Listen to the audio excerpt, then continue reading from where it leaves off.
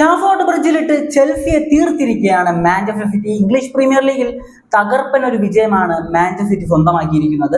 എതിരില്ലാത്ത 3 ഗോളുകൾക്ക് ചെൽസിയുടെ തട്ടകത്തിൽ പോയി പൊട്ടിച്ചിരിക്കുകയാണ്. അപ്പോൾ ഈ മത്സരത്തിലെ ചില ടോക്കിംഗ് പോയിന്റ്സ് ആണ് നമ്മൾ ഈ ഒരു വീഡിയോയിലൂടെ നോക്കാൻ പോകുന്നത്. അപ്പോൾ നമ്മുടെ വീഡിയോസും കാര്യങ്ങളൊക്കെ നിങ്ങൾക്ക് ഇഷ്ടപ്പെടുകയാണെങ്കിൽ നിങ്ങളൊന്ന് സബ്സ്ക്രൈബ് ചെയ്ത് സപ്പോർട്ട് ചെയ്യുക. ഒരു 10 സബ്സ്ക്രൈബർ കിട്ടി കഴിഞ്ഞാൽ 700 സബ്സ്ക്രൈബ് ആവും. എല്ലാ മാച്ചിനെ കുറിച്ചൊന്നും നമ്മൾ സംസാരിക്കത്തില്ല. ഞാൻ കാണുന്ന മത്സരങ്ങളെ കുറിച്ച് എനിക്ക് തോന്നിയിട്ടുള്ള കാര്യങ്ങൾ ഞാൻ പറയും. അത് നിങ്ങൾക്ക് ഇഷ്ടമുള്ള കാര്യങ്ങൾ കമന്റിൽ പറഞ്ഞാൽ മതി, നമുക്ക് അതിനെക്കുറിച്ച് ഡിസ്കസ് ചെയ്യാം. അപ്പോൾ ഈ ഒരു മാച്ചിലേക്ക് വരുമ്പോൾ ഏറ്റവും എടുത്തു പറയേണ്ട പേര് ഫ്രഞ്ച് താരമായിട്ടുള്ള റിയാൻ ചെർക്കിയെ കുറിച്ചാണ്. അതായത് ഇപ്പോൾ റീസെന്റ് ടൈമിൽ നമ്മൾ ഫുട്ബോൾ നോക്കുന്ന സമയത്ത് എന്റർടൈൻമെന്റ് ഭയങ്കരമായിട്ട് കുറഞ്ഞു. ഈ പ്ലേയേഴ്സ് ഒരു ഫണ്ണി ആയിട്ടുള്ള കാര്യങ്ങളൊക്കെ ചെയ്യുന്ന അങ്ങനത്തെ സംഭവം ഭയങ്കരമായിട്ട് കുറഞ്ഞു ഫുട്ബോളിൽ. അപ്പൊ അങ്ങനത്തെ ഒരു സിറ്റുവേഷൻ ആണ് നിലവിലുള്ളത്. പക്ഷെ റിയാൻ ചെർക്കി ആള് വേറെ ലെവലാണ്. അതായത് ഒരു സീരിയസ്നെസ് ഇല്ലാത്ത പിള്ളേരൊക്കെ കളിക്കത്തില്ലേ, അതുപോലത്തെ ഒരു ഗെയിമാണ് ആള് കളിക്കുന്നത്. ഒട്ടും സീരിയസേ അല്ല. ആളുടെ ബിഹേവിയറും അങ്ങനെ തന്നെയാണ്. ജിഗിൾ ചെയ്യുക, അതുപോലെ തന്നെ ഈ ഒരു മാച്ചിൽ തന്നെ ഉണ്ടായിരുന്നു ഒരു പാസ്, ചുമ്മാ ജസ്റ്റ് ബോൾ ഒന്ന് ലിഫ്റ്റ് ചെയ്തിട്ട് ഒരു പാസ് അങ്ങ് കൊടുക്കും. അതുപോലത്തെ ചെറിയ ചെറിയ മൂവ്മെന്റ്സ് സെറ്റാണ് ആളൊരു വേൾഡ് ക്ലാസ് പ്ലെയർ ആണ്. ഞാൻ ആദ്യമായിട്ട് ഈ ഒരു പ്ലെയറെ ശ്രദ്ധിക്കുന്നത് ഒരു സ്പെയിനെതിരെ ഒരു മാച്ച് ഉണ്ടായിരുന്നു, ഫ്രാൻസ് സ്പെയിനെതിരെ. ആ ഒരു മാച്ചിൽ ഒരു കിടിലൻ ഗോൾ അടിക്കും. അന്ന് മുതലാണ് ഞാൻ ഈ ഒരു പ്ലെയറിനെ ശ്രദ്ധിക്കുന്നത്. അതിനുശേഷം സിറ്റിയിൽ ആൾ വന്നു, സിറ്റിയിൽ പിന്നെ സ്ഥിരമായിട്ട് നമ്മൾ കാണുന്നതാണ്. അപ്പോൾ ഈ ഒരു മാച്ചിലും 2 അസിസ്റ്റ് ആൾ പ്രൊവൈഡ് ചെയ്തിട്ടുണ്ട്. നമ്മൾ ഈ ഒരു മാച്ചിനെ കുറിച്ച് നോക്കുമ്പോൾ ഫസ്റ്റ് ഹാഫിൽ 2 ടീമും ഒരു ഒപ്പത്തിനൊപ്പം കളിച്ചോന്ന് ചോദിച്ചു കഴിഞ്ഞാൽ ഈ ഒരു ചെൽസിയെ സംബന്ധിച്ച് ഫസ്റ്റ് ഹാഫ് കുറച്ച് കുഴപ്പമില്ലായിരുന്നു. അവർ കുറേ അറ്റാക്ക് ചെയ്തിരുന്നു, കുറേ ചാൻസസ് ക്രിയേറ്റ് ചെയ്തിട്ടുണ്ടായിരുന്നു. അത് മാത്രമല്ല അവരുടെ ആ ഒരു ഓഫ് സൈഡ് ഗോൾ ഉണ്ടായിരുന്നു ഫസ്റ്റ് ഹാഫിൽ, ആ ഒരു കുർക്കുറയിൽ അടിച്ച ഒരു ഗോള്. അങ്ങനെ കുറച്ച് നല്ല മൂവ്മെന്റ്സ് ഫസ്റ്റ് ഹാഫിൽ ഉണ്ടായിരുന്നു. പക്ഷെ സെക്കൻഡ് ഹാഫിലേക്ക് പോകുമ്പോൾ സെക്കൻഡ് ഹാഫിൽ 3 ഗോൾ വന്നതിന് ശേഷം കുറച്ചൊരു മിനിറ്റ് ചെൽസി നന്നായിട്ട് കളിച്ചിരുന്നു. അതല്ലാതെ ചെൽസിയുടെ ഭാഗം ഒന്നുമില്ല. ഫസ്റ്റ് ഹാഫ് നമ്മൾ നോക്കുന്ന സമയത്ത് 2 ടീമും അവരുടെ ഗെയിം ഉണ്ടല്ലോ. അതായത് ഇപ്പൊ മാൻ സിറ്റി അവരുടെ ഗെയിം എന്ന് പറയുന്നത് ബോൾ പൊസിഷൻ വെക്കുക, 500-ന് മുകളിൽ പാസ് ഒരു മാച്ച് ചെയ്യുക മിനിമം, അതാണ് അവരുടെ ഒരു ടെക്നിക്ക്. അപ്പോൾ ബോൾ പൊസിഷൻ വെക്കുക, ഹൈ ലൈൻ ബിൽഡപ്പ്, വിങ്ങിലേക്ക് കൊണ്ടുപോകുന്നു, അവിടെ നിന്ന് ഈ വിങ്ങിലേക്ക് കൊണ്ടുപോകുന്നു, സ്വിച്ച് ഓവർ ചെയ്യുക, അത് ക്രോസ് ഓഫ് ചെയ്യുക, അതുപോലെ തന്നെ ആ ഒരു ഗ്യാപ്പ് കണ്ടുപിടിക്കുക. പിന്നെ ഇടയ്ക്കിടയ്ക്ക് ഈ വിങ്ങേഴ്സ് ആയിട്ടുള്ള പ്ലേയേഴ്സ് അകത്തേക്ക് ഇങ്ങനെ ഇടിച്ചിടിച്ച് കയറി വരും. ഇങ്ങനത്തെ ഒരു ടൈപ്പ് ഓഫ് പ്ലേ ആണ് അതാണ് കളിക്കാറ്. അപ്പോൾ ആ ഒരു ഗെയിം തന്നെ നമുക്ക് ഈ മാച്ചിൽ കാണാൻ കഴിഞ്ഞു. ഫസ്റ്റ് ഹാഫും സെക്കൻഡ് ഹാഫും എല്ലാം ഫുൾ 90 മിനിറ്റ്സ് അവരുടെ നാച്ചുറൽ ഗെയിം എന്താണോ അത് അവർ കളിച്ചു. മറുഭാഗത്തേക്ക് വരുമ്പോൾ ഫുള്ളായിട്ട് ഒരു ഡിഫെൻസീവ് ഗെയിമാണ്. ഫുള്ളായിട്ട് ഡിഫെൻസിലേക്ക് പോവുക, കിട്ടുന്ന ചാൻസിൽ കൗണ്ടേഴ്സ് അടിക്കുക, പടപടാന്ന് കൗണ്ടർ അടിക്കുക. ഫസ്റ്റ് ഹാഫിൽ സെറ്റപ്പായിട്ട് ഈ ഒരു പരിപാടി ചെൽസി ചെയ്തിട്ടുണ്ടായിരുന്നു. കുറേ കൗണ്ടേഴ്സ് നമ്മൾ കണ്ടിരുന്നു, 1 by 1 ആയിട്ട്. ബോൾ മിസ്സാകുമ്പോൾ, സിറ്റിയുടെ ബോൾ മിസ്സാകുമ്പോൾ അടുത്ത് വരുന്നത് കൗണ്ടറാണ്. അപ്പം അങ്ങനെ കുറേ കൗണ്ടേഴ്സ് കണ്ടിരുന്നു. അങ്ങനെ സെക്കൻഡ് ഹാഫ് ഫസ്റ്റ് ഹാഫ് ഫുള്ളായിട്ട് ഈ ഒരു രീതിയിൽ പോയി, കുഴപ്പമില്ലായിരുന്നു. സെക്കൻഡ് ഹാഫിലേക്ക് വരുമ്പോൾ ആദ്യം കുറച്ച് സമയം ഫുള്ളായിട്ട് സിറ്റി ഡോമിനേറ്റ് ചെയ്തു. ആ ഒരു ചെൽസിക്ക് ഒരു രീതിയിലുള്ള അവസരങ്ങളും കിട്ടുന്നില്ലായിരുന്നു. അപ്പോൾ ആദ്യത്തെ ഗോളിലേക്ക് വരാം. ആദ്യത്തെ ഗോൾ ഒരു ക്രോസ് ആണ്. അതായത് നമ്മൾ ഫസ്റ്റ് ഹാഫ് നോക്കുന്ന സമയത്ത് കൂടുതൽ ക്രോസുകൾ വരുന്നില്ലായിരുന്നു. നമുക്കറിയാം ഒരു ഹൈറ്റ് ഉള്ള, ഹെഡിങ് എബിലിറ്റി ഉള്ള, ഏരിയൽ ബോളിൽ നല്ല രീതിയിൽ സ്കോറിങ് കപ്പാസിറ്റി ഉള്ള ഒരു സെന്റർ ഫോർവേഡ് സിറ്റിക്കുണ്ട്. അപ്പോൾ ആ പ്ലെയറിലേക്ക് കൂടുതലായിട്ടുള്ള ഏരിയൽ ബോൾസ് എത്തിക്കുന്നതിൽ സിറ്റി പണ്ട് മുതലേ ആ ഒരു പ്രശ്നം സിറ്റിക്കുണ്ട്. കഴിഞ്ഞ സീസൺ നോക്കിയാൽ അറിയാം, ഈ സീസൺ നോക്കിയാൽ അറിയാം. അതായത് കൂടുതലായിട്ടുള്ള ഏരിയൽ ബോൾസ് ഹാലൻഡിലേക്ക് എത്തിക്കുന്നത് ഭയങ്കര വീക്കാണ് സിറ്റി. ഈ മാച്ചിൽ നമുക്ക് അത് കാണാൻ പറ്റിയിട്ടുണ്ടായിരുന്നു. അപ്പോൾ ഹാലൻഡിലേക്ക് എത്തിക്കാൻ പറ്റിയില്ലെങ്കിൽ പോലും നല്ലൊരു ക്രോസ് സെക്കൻഡ് ഹാഫിൽ റിയാൻ ചെർക്കി നൽകി. കിടിലൻ ക്രോസാണ്. അത് കുറേ ബിൽഡപ്പ് അവർ ചെയ്തു, കുറേ പാസസ് ചെയ്തതിന് ശേഷം അങ്ങോട്ടും ഇങ്ങോട്ടെല്ലാം പാസുകൾ ചെയ്തതിന് ശേഷമാണ് ആ ഒരു ക്രോസ് വരുന്നത്. കിടിലൻ ഹെഡർ ആയിരുന്നു ആ ഒരു ക്രോസിന്. അതായത് മാൻ സിറ്റിയുടെ വിങ് ബാക്ക് ആയിട്ട് കളിച്ചിരുന്ന നിക്കോ ഓർലി ചെയ്തിരുന്നത് നമുക്കറിയാം. EFL കപ്പിന്റെ ഫൈനലിൽ ആൾഫഡലിനെതിരെ 2 ഹെഡർ ഗോളായിരുന്നു ആൾ സ്കോർ ചെയ്തിരുന്നത്. ഒരെണ്ണം ക്ലിയർ ആയിട്ടുള്ള ഇതുപോലത്തെ ഒരു ഹെഡർ, പിന്നെ ഒരെണ്ണം ആ ഒരു കീപ്പറിന്റെ മിസ്റ്റേക്ക് ചെയ്യുന്ന വന്നിട്ടുള്ള ഒരു ഹെഡർ. ആ മാച്ച് ഞാൻ ലൈവ് കണ്ടതാണ്. അപ്പോൾ ആ ഒരു മാച്ചിലായാലും ശരി, ഈ മാച്ചിലായാലും ശരി, ആളൊരു വിങ് ബാക്കാണ്. ഒരു വിങ് ബാക്ക് വന്നിട്ട് ഹെഡ് ചെയ്ത് ഗോൾ അടിക്കുക, സെന്റർ ഫോർവേഡിന്റെ തൊട്ട് പുറകിൽ ഒരു വിങ് ബാക്ക് പോയി നിൽക്കുക. അതൊരു അൺബിലീവബിൾ ആയിട്ടുള്ള സംഭവമാണ് സത്യം പറഞ്ഞു കഴിഞ്ഞാൽ. സാധാരണ വിങ് ബാക്സ് ആ പൊസിഷനിലോട്ടൊന്നും പോകാറില്ല. സെന്റർ ബാക്ക് ഒക്കെ പോകും, സെറ്റ് പീസ് സിറ്റുവേഷൻ വരുമ്പോൾ സെന്റർ ബാക്ക് ഒക്കെ ആ പൊസിഷനിലേക്ക് പോകും. പക്ഷെ ഒരു ഓപ്പൺ പ്ലേ നടക്കുന്ന സമയത്ത് വിങ് ബാക്ക് ആ ഒരു പൊസിഷനിലേക്ക് പോകുക എന്ന് പറയുന്നത് അത് വേറെ ലെവൽ സംഭവമാണ്. ആള് തുടർച്ചയായിട്ട് ആ ഒരു പൊസിഷനിലേക്ക് പോകുന്നു, ആള് ഹെഡറിലൂടെ ഗോളുകൾ കണ്ടെത്തിക്കൊണ്ടേയിരിക്കുകയാണ്.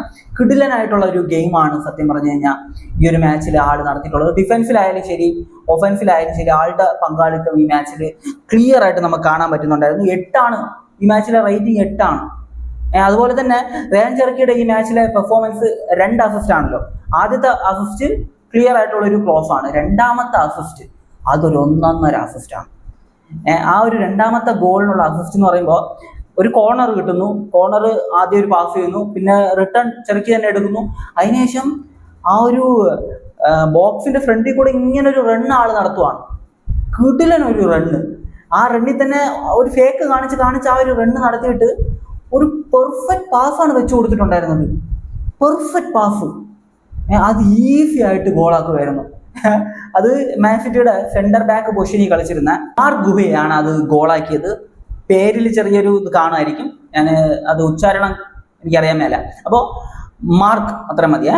അപ്പോൾ ആള് കിടിലനായിട്ട് അത് ഫിനിഷ് ചെയ്തു. ഈ ജനുവരിയിൽ കൊണ്ടുവന്നതാണ് ഡിഫൻസിലെ പ്രശ്നങ്ങൾ കാരണം.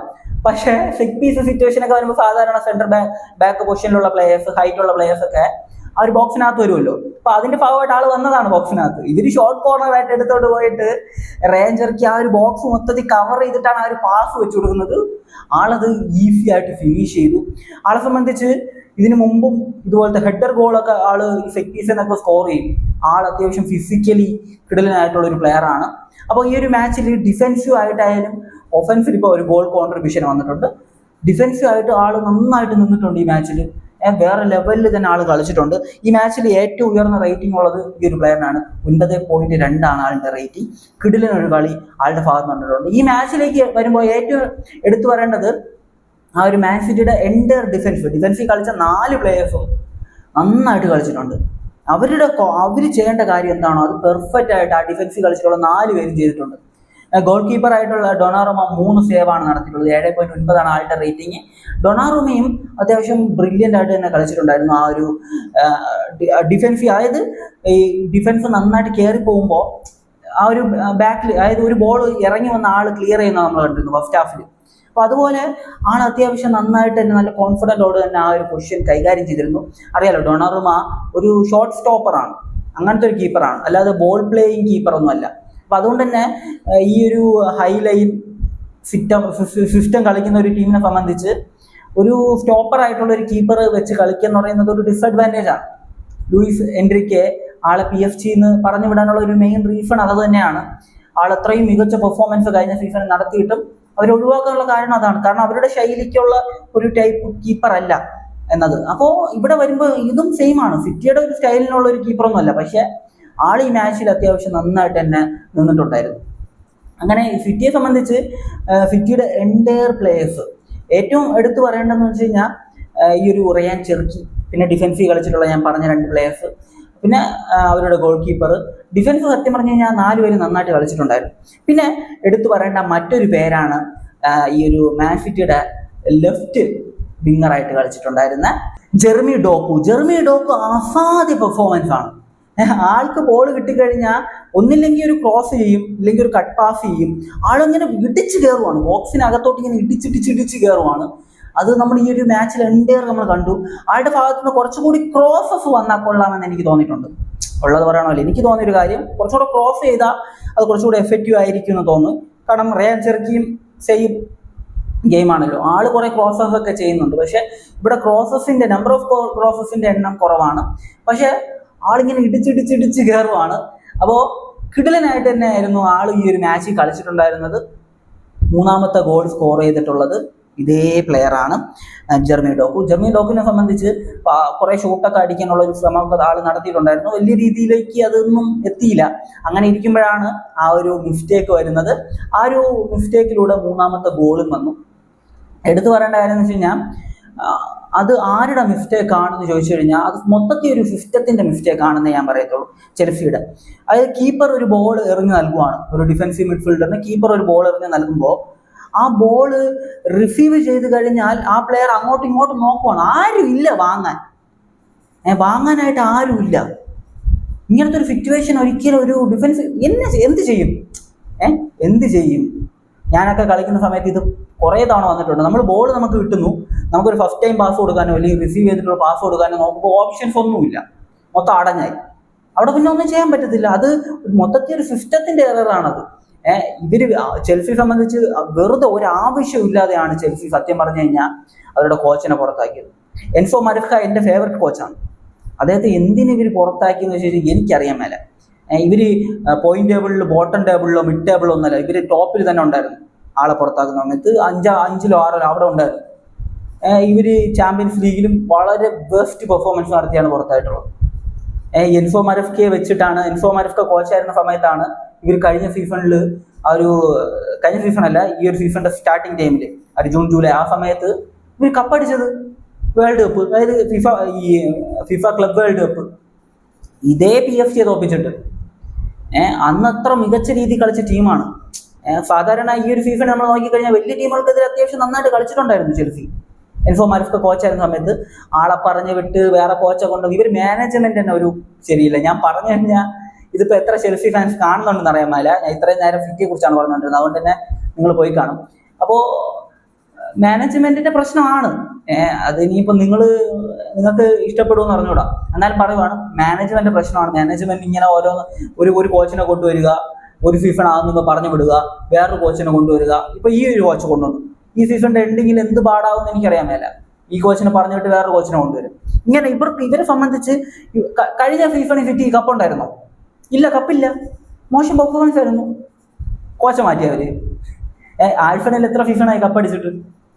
അപ്പോൾ ഒരു സീസണിൽ കപ്പടിച്ച് നൽകി പോയിന്റ് ടേബിളിൽ മോശമല്ലാത്തൊരു ഒരു ലെവലിൽ നിൽക്കുമൊന്നുമുണ്ട്. അപ്പൊ അങ്ങനത്തെ ഒരു കോച്ചിനെ മാറ്റേണ്ട ആവശ്യം എന്താണ്? ആവശ്യമില്ലാതെ മാറ്റി. അതിപ്പോ കാണുന്നുണ്ട് നമ്മൾ, ഈ ഒരു സീസൺ മൊത്തത്തിൽ അങ്ങ് പോയി. ഏതെങ്കിലുമൊക്കെ ഒരു കപ്പൊക്കെ നേടാൻ പറ്റുമായിരുന്നു ഈ സീസണിൽ, അത് മൊത്തത്തിൽ അവതാളത്തിലായി എന്ന് തന്നെ പറയേണ്ടി വരും. സിറ്റിയെ സംബന്ധിച്ച് അറിയാലോ, സിറ്റിക്ക് ഇനി ഒറ്റ ലക്ഷ്യമേ ഉള്ളൂ, ചാമ്പ്യൻസ് ലീഗിൽ നിന്ന് പുറത്തായി. അതുകൊണ്ട് തന്നെ ഒറ്റ ലക്ഷ്യമേ ഉള്ളൂ, പ്രീമിയർ ലീഗ് തൂക്കുക. വേറെ ഒന്നുമില്ല, പ്രീമിയർ ലീഗ് അങ്ങ് തൂക്കുക. അതിന് ഉള്ള കാര്യങ്ങളൊക്കെ ആൽഫണൽ ചെയ്യുന്നുണ്ട്. ആൽഫണൽ ഈ ഒരു വീക്കിലുള്ള മാച്ച് അവർ തോറ്റു. ഇപ്പൊ അവർക്ക് 70 പോയിന്റാണുള്ളത്, സിറ്റിക്ക് 64 പോയിന്റാണുള്ളത്. ആൽഫണലിനേക്കാൾ ഒരു മാച്ച് കുറച്ചാണ് കളിച്ചിട്ടുള്ളത്. അടുത്ത മാച്ച് ജയിച്ചു കഴിഞ്ഞാൽ, അടുത്ത മാച്ച് ആൽഫണലുമായിട്ടാണ്, ആ മാച്ച് ജയിച്ചു കഴിഞ്ഞാൽ ആൽഫണലിൽ 70 പോയിന്റ് തന്നെ നിൽക്കും. സിറ്റിയെ സംബന്ധിച്ച് 67 പോയിന്റ് ആയും. ഒരു മാച്ച് കുറച്ചാണ് ആൽഫണലിനെ കാട്ടി കളിച്ചിട്ടുള്ളത്. അതായത് അതും ജയിച്ചു കഴിഞ്ഞാൽ 70 പോയിന്റ് വീതം എത്താൻ പാകത്തിന് കറക്റ്റായിട്ട് സെറ്റായി നിൽപ്പുണ്ട്. പ്രീമിയർ ലീഗിൽ ആര് കപ്പടിക്കുന്നതിനെ കുറിച്ചൊക്കെ നമ്മൾ ഡീറ്റെയിൽ ആയിട്ട് ഒരു വീഡിയോ ചെയ്യുന്നതായിരിക്കും. അപ്പോൾ ഈ ഒരു മാച്ച് മൊത്തത്തിൽ സിറ്റിയുടെ ഒരു അഴിഞ്ഞാട്ടം തന്നെ നമ്മൾ കണ്ടിട്ടുണ്ടായിരുന്നു. ഫസ്റ്റ് ഹാഫിൽ കുറച്ചെങ്കിലും ഈ ഒരു ചെൽസി പിടിച്ചു നിന്നിട്ടുണ്ടായിരുന്നു. സെക്കൻഡ് ഹാഫിലോട്ട് വരുമ്പോൾ അവർ ആ ഒരു 3 ഗോൾ വീണതിന് ശേഷമാണ് അവർക്കൊരു ബോധം വന്നത്. അതിനുശേഷം കുറച്ചൊരു നന്നായിട്ടൊരു ഗെയിം അവരുടെ ഭാഗത്ത് നമുക്ക് കാണാൻ പറ്റിയിട്ടുണ്ടായിരുന്നു. സ്റ്റാറ്റ്സിലെ കാര്യങ്ങളിലേക്ക് വന്നു കഴിഞ്ഞാൽ 64% ബോൾ പൊസിഷൻ. സിറ്റി അവരുടെ നാച്ചുറൽ ഗെയിം അങ്ങനെയാണ്. അവർ കുറെ പാസസ് ചെയ്ത് ഈ മാച്ചിൽ 678 പാസ് ചെയ്തിട്ടുണ്ട്. ചെൽസി ചെയ്തിട്ടുള്ള 386 പാസ്സാണ്. അതായത് ഓൾമോസ്റ്റ് ഡബിൾ. അങ്ങനെ ആ രീതി തന്നെയാണ് സിറ്റി കളിക്കുന്നത്. അപ്പോൾ ഞാൻ നേരത്തെ തന്നെ ഞാൻ പല വീഡിയോയിലും പറഞ്ഞിട്ടുള്ളതാണ്, ഒരു ടീം ബോൾ പൊസിഷൻ വെച്ച് കളിക്കുവാണ്, ആ ടീമിനെതിരെ ഒരു മൊത്തത്തിൽ ബാക്ക് ലൈൻ വെച്ച ഒരു ഡിഫെൻസീവ് ഗെയിം, ഒരു ലോ ബ്ലോക്ക് ഗെയിം കളിക്കരുത്. കൗണ്ടർ കളിക്കാം, ഓക്കെ, കൗണ്ടർ ഇന്നും കളിച്ചിട്ടുണ്ട്, കൗണ്ടർ കളിക്കാം, അത് നല്ല ഐഡിയ ആണ്. പക്ഷെ ഒരു മിഡ് ബ്ലോക്ക് കൗണ്ടർ ആയിരിക്കും കളിക്കേണ്ടത്. അതായത് ലോ ബ്ലോക്ക് കൗണ്ടർ കളിച്ചു കഴിഞ്ഞാൽ ഒന്നും നടക്കത്തില്ല. നിങ്ങൾ ആ ഒരു മാൻ സിറ്റി അതുപോലെ തന്നെ റയൽ മാഡ്രിഡ് മാച്ച് കണ്ടവരാണെങ്കിൽ അറിയാം, ഫസ്റ്റ് ലെഗിൽ അവർ കളിച്ചിരുന്നത് മിഡ് ബ്ലോക്ക് കൗണ്ടർ ആയിരുന്നു. നന്നായിട്ട് അവർ കളിച്ചു, അവർ 3 ഗോളിന് ജയിച്ചു. സെക്കൻഡ് ലെഗിൽ വരുമ്പോൾ അവർ ലോ ബ്ലോക്ക് കളിച്ച് എല്ലാം തുലച്ച് വെച്ചു. പക്ഷെ എന്നാലും ആ മാച്ച് അവർ ജയിച്ചു, 10 പേരായിട്ട് ചുരുങ്ങിയുണ്ടാണ് കേട്ടോ. അപ്പോൾ ആ രീതിയിലാണ് കാര്യങ്ങൾ പോകുന്നത്. അപ്പോൾ ഈ ഒരു മാച്ച് ചെൽസി ഒരു മിഡ് ബ്ലോക്ക് കൗണ്ടർ കളിച്ചിരുന്നെങ്കിൽ കുറച്ചുകൂടി നല്ലൊരു റിസൾട്ട് അവർക്ക് ഉണ്ടാക്കിയെടുക്കാൻ പറ്റുമായിരുന്നു. ബോൾ പൊസിഷൻ വെച്ച് ഏത് ടീം കളിക്കുന്നുണ്ടെങ്കിലും അവർക്കെതിരെ നന്നായിട്ട് ഉപയോഗിക്കാൻ പറ്റുന്ന ഒരു ഗെയിം എന്ന് പറയുന്നത് മിഡ് ബ്ലോക്ക് കൗണ്ടറാണ്. ചെൽസി ആണെങ്കിൽ ഈ സീസണിൽ തന്നെ ബാഴ്സലോണയ്ക്കെതിരെ ഒരു മാച്ച് കളിച്ചിട്ടുണ്ട് ലീഗിൽ, അതായത് ചാമ്പ്യൻസ് ലീഗിന്റെ ലീഗ് സ്റ്റേജിൽ. ആ മാച്ച് ഇവർ ജയിച്ചല്ലോ. ആ മാച്ചിൽ മിഡ് ബ്ലോക്ക് കൗണ്ടർ ഈ ഒരു ഗെയിമായിരുന്നു ഇവർ കളിച്ചിരുന്നത്. ഈസി ആയിട്ട് ജയിക്കാൻ പറ്റി. അപ്പോൾ അങ്ങനത്തെ ഒരു ഗെയിമാണ് കളിക്കേണ്ടത്. ഒരു കുറേ ബോൾ പൊസിഷൻ വെച്ച് കളിക്കുന്ന ടീമിനെതിരെ ആ ടൈപ്പ് ഒരു ഗെയിമാണ് കളിക്കേണ്ടത്. ആ ടൈപ്പിലുള്ള ഒരു അപ്രോച്ചാണ് ചെയ്യേണ്ടത്. അല്ലാതെ ഈ ഡിഫൻസ് ഇങ്ങനെ പെറ്റ് കിടക്കുന്ന പരിപാടി ചെയ്തു കഴിഞ്ഞാൽ ഒരിടം എത്തൂല. EFL കപ്പിന്റെ ഫൈനൽ കണ്ട ഞാൻ അതിന്റെ വീഡിയോ ചെയ്തിട്ടില്ല. ഞാൻ ഈ സീസണിൽ ഒരു മാച്ച് കണ്ടിട്ട് വീഡിയോ ചെയ്തിട്ടില്ലെങ്കിൽ ആ ഒരു മാച്ചിന്റെ വീഡിയോ ആണ് EFL കപ്പിന്റെ ഫൈനൽ. കാരണം എന്നെ മൂഡ് ഓഫ് ആക്കി കളഞ്ഞ ആൾഫണലിൽ ഒരു ഗോൾ പോലും അടിക്കാത്ത ഒരു ടീം ഒരു ഫൈനലിൽ മൊത്തത്തിൽ അങ്ങ് ഡിഫൻസീവ് കിടക്കുക. എന്തിന്? ഒരു ഗോൾ ആദ്യം അടിക്കണം, എന്നിട്ട് ഡിഫൻസ് വിൻ ടൈറ്റിൽസ്. അതെനിക്കറിയാം സംഭവം. പക്ഷെ ഗോൾ അടിക്കണ്ടേ? കളി ഒരു ഗോൾ അടിച്ച് കഴിഞ്ഞിട്ട് നിങ്ങൾ ഡിഫൻസിൽ നിന്നോ, കുഴപ്പമില്ല. ഇത് അല്ലാതെ തന്നെ പോയി ഡിഫൻസിൽ നിന്നിട്ട് ആ പരിപാടി, അതൊന്നും നടപടിയാകുന്ന കേസല്ല. അപ്പോൾ അങ്ങനെ ഒരു ടീം ബോൾ പൊസിഷൻ വെച്ച് കളിക്കുന്നുണ്ടെങ്കിൽ അവർക്കെതിരെ എടുക്കാൻ പറ്റുന്ന ഏറ്റവും നല്ല സ്ട്രാറ്റജി എന്ന് പറയുന്നത് മിഡ് ബ്ലോക്ക് കൗണ്ടറാണ്. അത് ചെയ്താൽ ജയിക്കാനുള്ള ചാൻസ് കൂടുതലാണ്. എന്നിട്ട് എല്ലാം സെറ്റായിട്ട് ചെയ്താലും നമ്മൾ തോക്കും. അതൊക്കെ ഫുട്ബോളിൽ നോർമലായിട്ടുള്ള കാര്യമാണ്. പക്ഷേ ഈ ഒരു ലോ ബ്ലോക്ക് കൗണ്ടർ ഗെയിമിനെക്കാട്ടിലും far far far far better ആണ് മിഡ് ബ്ലോക്ക് കൗണ്ടർ ഗെയിം. വലിയ വ്യത്യാസമില്ല. അതായത് ഡിഫൻസിൽ വെച്ച് ഡിഫെൻഡിങ് ചെയ്യുന്ന പരിപാടിക്കും മിഡിൽ വെച്ച് ബ്ലോക്ക് ചെയ്യുന്ന പരിപാടി, ഇത്രേ ഉള്ളൂ. അതായത് ഡിഫൻസിൽ ബ്ലോക്ക് ചെയ്യുന്നതിന് പകരം മിഡിൽ ബ്ലോക്ക് ചെയ്യുന്നു, ഇത്രേ ഉള്ളൂ. ഇത് ഗ്രൗണ്ടിൽ ഇംപ്ലിമെന്റ് ചെയ്ത് കഴിഞ്ഞാൽ ഈസി ആയിട്ട് കാര്യങ്ങൾ കൊണ്ടുപോകാൻ പറ്റും. അപ്പോൾ സിറ്റിയെ സംബന്ധിച്ച് കപ്പിനും ചുണ്ടിനും അടുത്താണ് അവർ, സത്യം പറഞ്ഞു കഴിഞ്ഞാൽ. ഇനി ആഴ്ഫണൽ എന്ത് കാണിക്കുമെന്ന് നമുക്ക് കണ്ടറിയണം. അപ്പോൾ ഇതിനെക്കുറിച്ച് ഞാൻ ഒരു വീഡിയോ ചെയ്യാം കേട്ടോ. പ്രീമിയർ ലീഗ് ആര് അടിക്കും എന്നതിനെ കുറിച്ചുള്ള ഒരു വീഡിയോ ഉടൻ തന്നെ ചെയ്യുന്നതായിരിക്കും. അപ്പോൾ നിങ്ങളുടെ ഒപ്പീനിയൻ എന്താണെങ്കിലും കമന്റ് ബിലോ. മറ്റൊരു വീഡിയോ കാണുന്നതായിരിക്കും. ബൈ ബൈ വിത്ത് ഫുഡേൽ.